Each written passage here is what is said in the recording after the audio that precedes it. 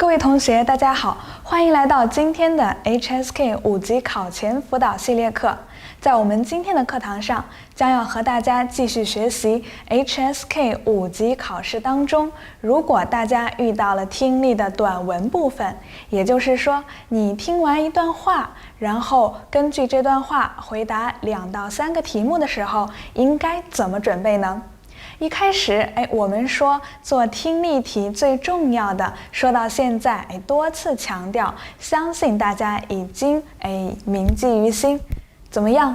做聽力題的時候，一開始最重要的是什麼？對，當然是要提前看選項，做好了預測。而在我們的 HSK 5級的聽力的第3部分，也就是說今天要學習的短文部分呢，大家呀可能會聽到不同的文章。我們之前學習了故事類的，故事類當中有日常故事、哲理故事等等。後來呢，我們還學習了非故事類。非故事類我們主要講2個類別。第一個類別是我們上節課和大家一起學習過的，不知道大家還記得嗎？對，是我們的議論文。在聽議論文的時候，想要考大家了。在你聽到議論文的時候，最主要的、最應該去聽的東西是什麼呢？除了我們說通過看 A、B、C、D 4個選項能夠預測出來，某個細節可能是要考的之外，我們更重要的是一定要把握作者的觀點和態度，對不對？因為在議論文當中，作者最主要的就是想告訴你，他對某一件事情的態度是什麼，對某一件事情的看法是什麼。之後呢，說完這個看法呀，一般呢就會說一些論據來證明他的看法或者他的態度是正確的。而他的看法和態度一般在哪個位置呢？一般會在議論文的開頭或者結尾。好，這個呢是說非故事類當中議論文，大家應該重點去聽什麼？說完了議論文，今天呢我們將要和大家一起學習的是另外一種經常會考試的類型，它就是說明文。和議論文不同的是，在說明文當中，很少有作者的某一個觀點，因為它是跟你說明一件事情或一個事物，也就是說给你解釋，给你講一講這個事情或這個節日或者這個事物它到底是什麼樣的。所以當大家聽到說明文的時候，你需要關注的其實是有4個方面。老師呢也給大家放在了 PPT 上，一起來看一看到底是哪4個方面呢？第一個，如果說你在它的 A、B、C、D 4個選項當中看到了一些數字、年份等等的，比如說在我們即將要做的這個練習當中，第34題就給了大家4個非常簡單的數字加一個年，多年，也就是可能和時間有關的一個數據。在這個時候呀，大家聽的過程當中，一定要對大家聽到的那些數字，要重視了，要明確一下你聽到了哪一個數字，而你聽到的這個數字是說的什麼，是不是和問題問的一樣呢？如果說你只聽到了一個數字，那毫無疑問，你就選它，不用管問題問的是什麼。但如果你聽到了2個數字，或者說对這個數字還有其他的修飾的地方，你就要注意了，到底這個數字對應的是說明的對象是什麼呢？而問題問的又是什麼呢？這個時候就需要大家多注意一下。除了數據，還有就是地點，有時候也會經常考試。如果4個選項當中都是和某一個地點有關的，那這個時候大家在聽的過程當中，就要對短文当中出現的地點做好記憶。說完了地點，經常考的還有一個性質。如果是說明一個對象的，經常會告訴大家這個對象的性質是什麼。所以性質還有特點也是大家需要經常注意的2個方面。所以總的來說，在說明文的部分，大家經常需要關注的有4個方面。第一個是數据，第二個是地點，第三個是某一個事情的某一個事物的性質，最後一個就是它要說明的這個對象有什麼特點。因為這4種是經常會在說明文的听力當中考到大家的。其實說明文跟說故事類、非故事類等等相比，難度不會太大，因為它很多時候考的是細節題，而這個細節呢，在選項當中，大家就可以做好預測。怎麼說呢？一起來看一看我們今天要聽的第一個說明文，34到36題是今天的第一個說明文。第34題剛剛已經說過了，是4個和年份有關的數字，所以一會兒大家在聽的時候一定要注意，看一看你聽到了哪個數字，然後問題問的是不是和你聽到的這個數字有關呢？35也非常簡單，選項分別是 A 英國人， B 法國人， C 美國人， D 中國人。所以這個就可能是和說明对象的某一個特點有關的。可能是这個對象是因為年份比較早，可能是300多年前發現的，還是說300多年前發明的？所以說你要關注的是在說明文當中說明的這個對象，首先呢，跟它有關的年份是什麼？第二個，很有可能跟它有關的人是誰？這個人是哪個國家的？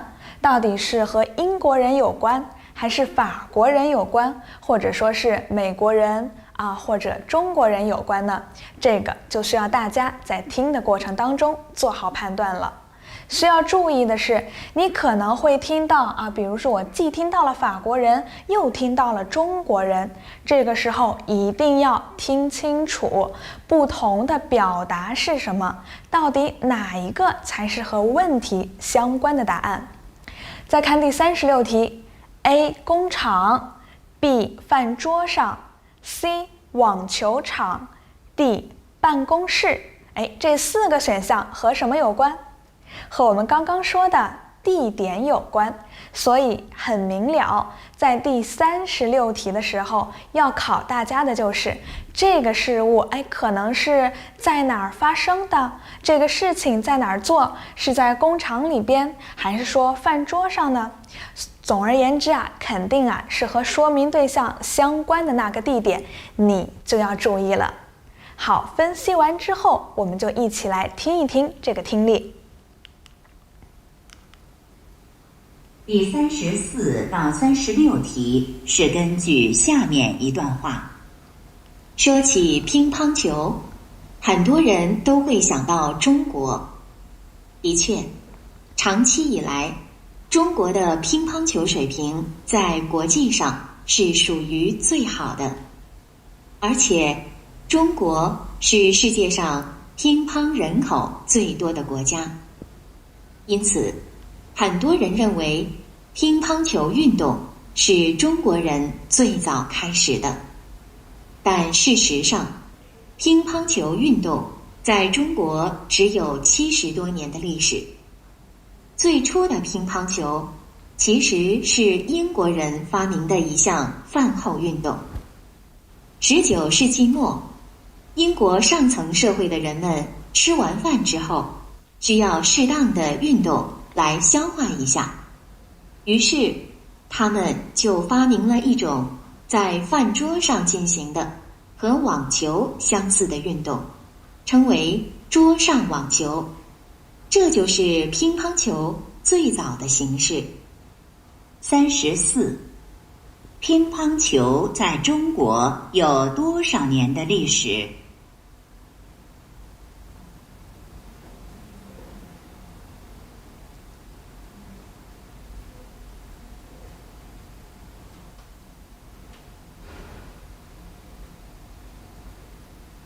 ？35，乒乓球運動是誰發明的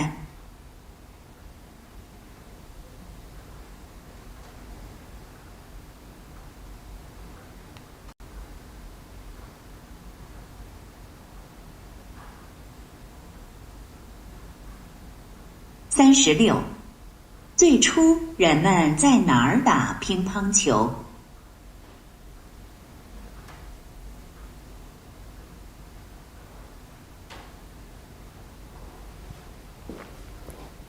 好，我们的听力結束了，大家的答案出來了嗎？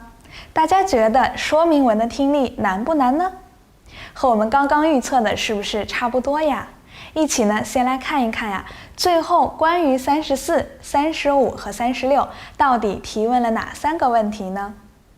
第一個問題，乒乓球在中國有多少年歷史？是不是和年份有關？那在聽力的過程當中，大家聽到了幾個年份呢？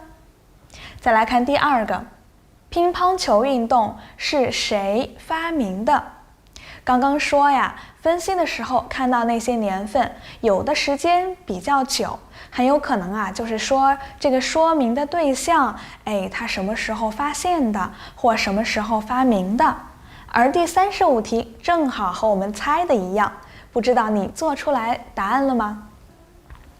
第36，最初人們在哪兒打乒乓球？是問的一個和主題和乒乓球有關的地點。其實這3個問題都不是特別難，雖然說剛剛大家聽到的這段話篇幅比較長，特別長是不是？但是有了我們的分析啊，其實你是有重點的在聽這篇文章。好，下面呢，老師呀再給大家讀一遍。你一邊聽一邊檢查一下你的答案對不對。說起乒乓球，很多人都會想到中國。的確，長期以來，中國的乒乓球水平在國際上是屬於最好的。而且，中國是世界上乒乓人口最多的國家。因此，很多人認為乒乓球運動是中國人最早開始的，但事實上，乒乓球運動在中國只有70多年的歷史。最初的乒乓球其實是英國人發明的一項飯後運動。19世紀末，英國上層社會的人們吃完飯之後，需要適當的運動來消化一下。於是他們就發明了一種在飯桌上進行的和網球相似的運動，稱為桌上網球。這就是乒乓球最早的形式。一開始第一個問題問大家，有多少年，和時間有關。非常好的是，我們在整篇聽力的文章當中啊，只出現了一個具體的數字，那就是70多年的歷史。是哪個國家呢？中國。而問題問的也是和中國有關，所以第一道題目答案你選對了嗎？第二道題目問乒乓球呀是誰發明的？在這裡老師想和大家強調一點，要注意了，如果你在聽力的過程當中聽到了但、然而這種轉折性的詞，你一定要注意。作者雖然前邊說了一些東西，但是往往轉折之後的才是更重要的，不然他幹嘛要轉一下再告訴你呢？所以我們看第二道的提示就是，但事實上乒乓球運動在中國只有70多年的歷史。最初的乒乓球其實，用其實再次強調什麼？其實是英國人發明的一項飯後運動。所以雖然一說到乒乓球，很多人會想到中國，但其實它是中國人發明的嗎？不是，其實強調，重點來了，是英國人發明的。那它是在哪兒打呢？一開始飯後運動，吃完飯想要動一動，又不能走太遠，那我們就在飯桌上打打球吧，又和網球類似，所以一開始它其實被稱為桌上網球。很顯然，乒乓球最開始的時候是在飯桌上打的，是不是？所以我們的答案就是34A 選項70多年，35A 選項英國人，36B 選項飯桌上。怎麼樣？你的答案正確嗎？好，做完了第一道題目，大家对說明文要把握的重點和怎樣通過分析選項來預測重點，有沒有掌握了一點技巧呢？接着呀，我們就用刚剛大家學習的這些技巧，再做一道題目鞏固一下。先來一起看一看4個選項。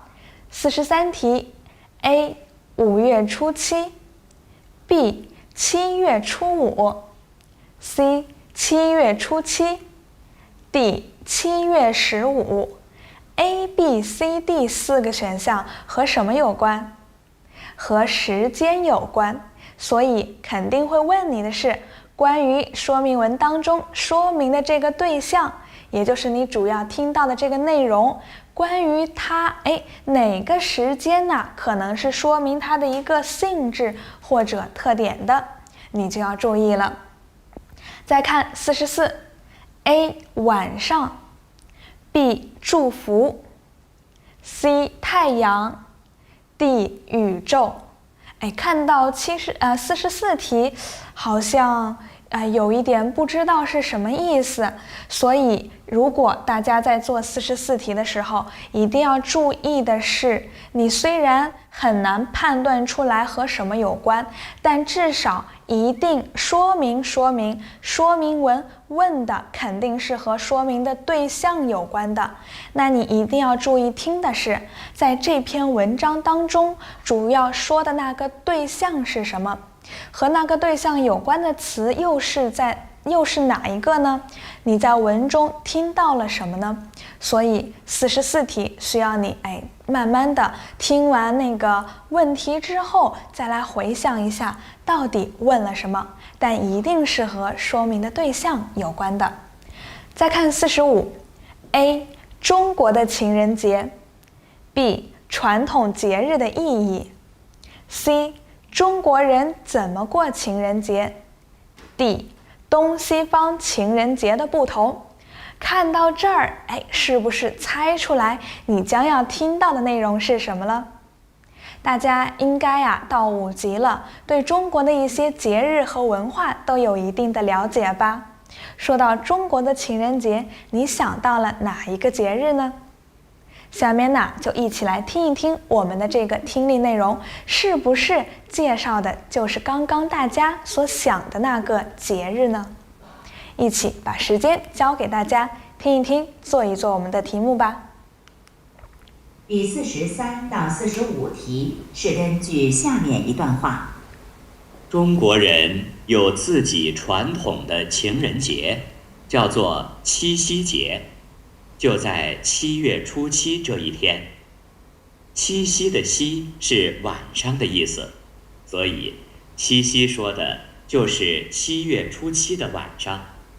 中國人之所以稱這一天是屬於情人們的，是因為古時候有一對特別恩愛的男女，由於種種原因，一年中只有這一天才能相見一次，所以中國人把七夕視為情人的節日。43中國的情人節是哪天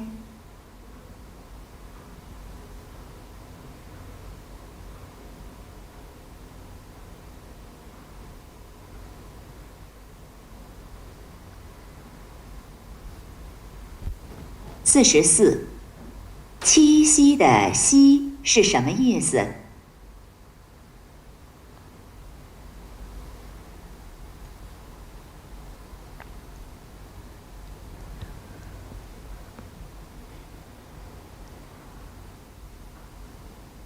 ？45這段話主要談什麼？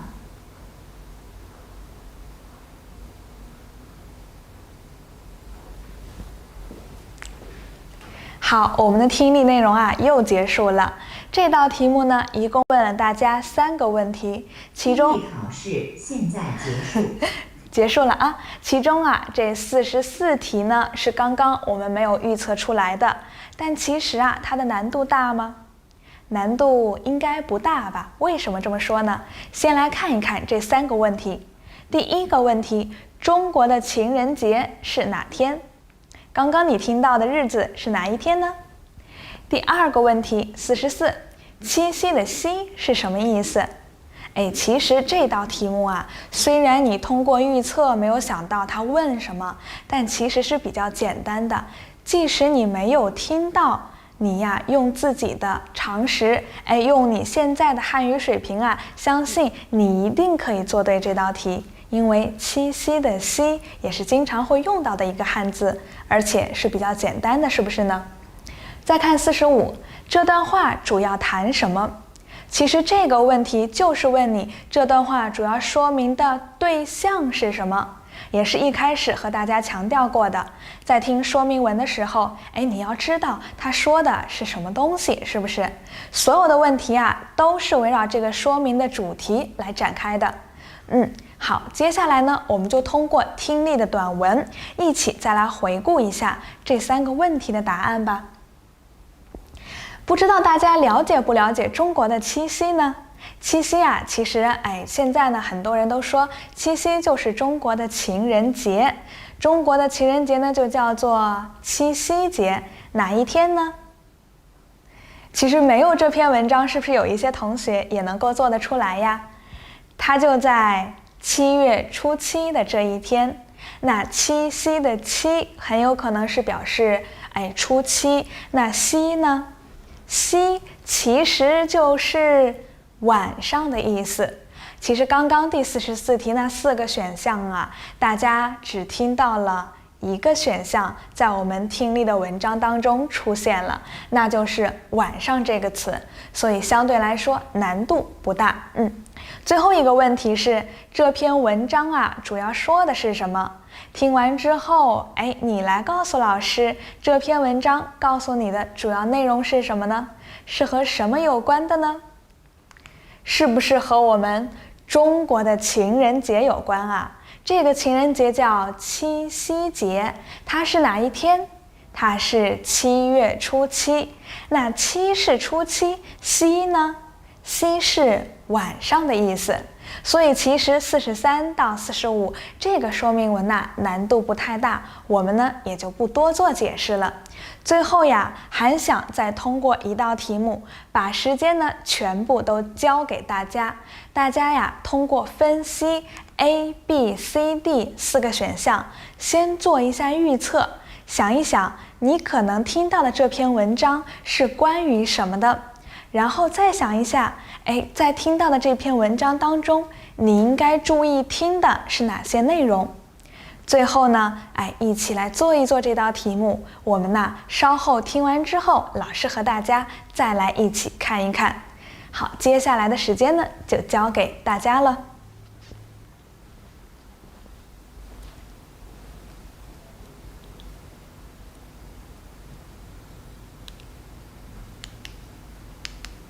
第31到32題是根據下面一段話：夜晚星星的多少和當時的天氣狀況有十分密切的關係。如果天上雲層比較厚，就會遮住一些星星，我們能看到的星星就很少。如果天上的雲很少，空中的水汽也比較少，我們就能看見更多星星。所以夜晚天空中如果有許多星星，就表示當時空氣比較乾燥，而且第二天很可能會是晴天。31，星星的多少和什麼有關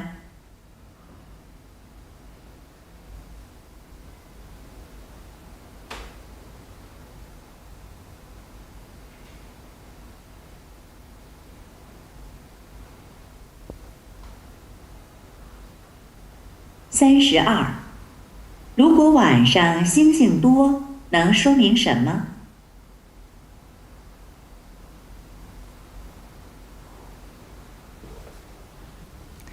好，有關31和32題的聽力呢就結束了。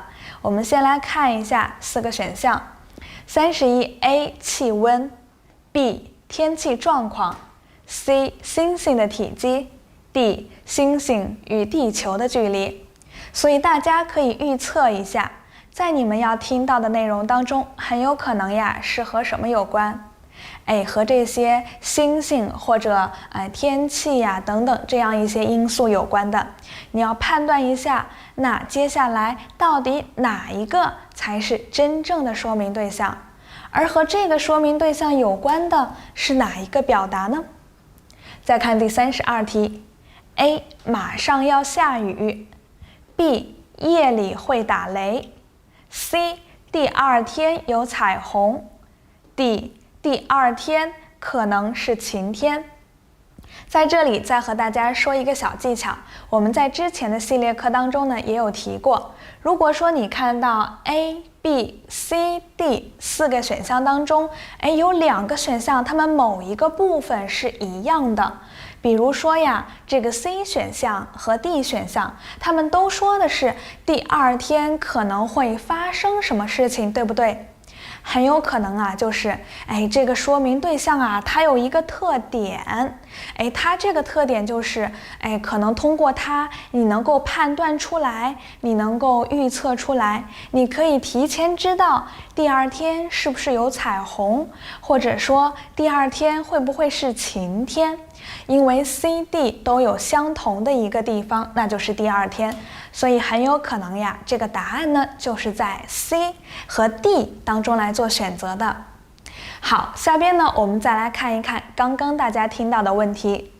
第31題，星星的多少和什麼有關？32題，如果晚上星星多，能說明什麼？